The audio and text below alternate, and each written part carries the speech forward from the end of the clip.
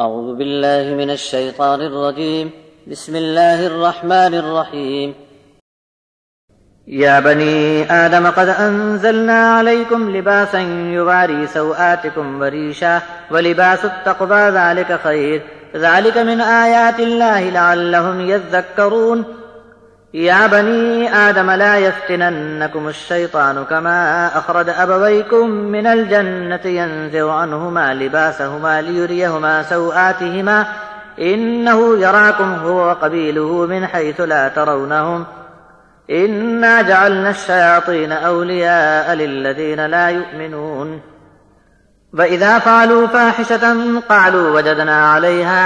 آباءنا والله أمرنا بها قل إن الله لا يأمر بالفحشاء أتقولون على الله ما لا تعلمون قل أمر ربي بالقسط وأقيموا وجوهكم عند كل مسجد وادعوه مخلصين له الدين كما بداكم تعودون فريقا هدى وفريقا حق عليهم الضلالة إنهم اتخذوا الشياطين أولياء من دون الله ويحسبون أنهم مهتدون يا بني آدم خذوا زينتكم عند كل مسجد وكلوا واشربوا ولا تسرفوا إنه لا يحب المسرفين اے آدم کی اولاد، ہم نے تم پر لباس اتارا ہے جو تمہاری شرم کی جگہ کو ڈھانکتا ہے،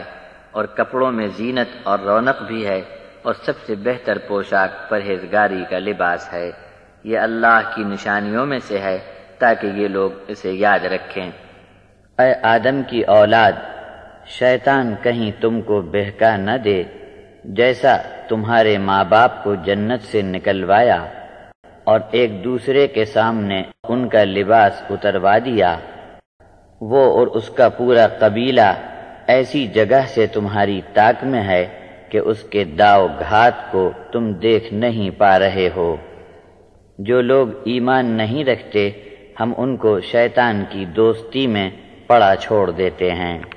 اور یہ لوگ جب کوئی بے حیائی کا کام کرتے ہیں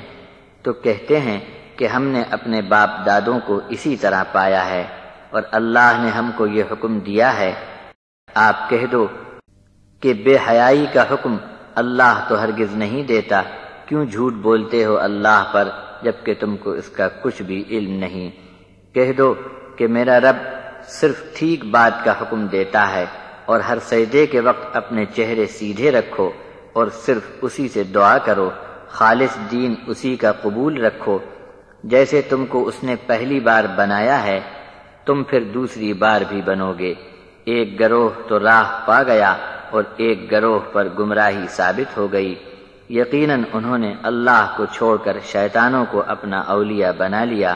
اور خود اس حساب میں ہیں کہ بڑے ہدایت یافتہ لوگ ہیں۔ اے آدم کی اولاد، مسجد کی ہر حاضری کے وقت سجدہ کرنے کے لیے زینت اور رونق کا خیال رکھتے ہوئے لباس پہنے رہو، اور کھاؤ اور پیو، بس حد سے مت گزرنا۔ بے شک اللہ تعالیٰ ان لوگوں سے محبت نہیں کرتا جو حد کے اندر نہیں رہتے۔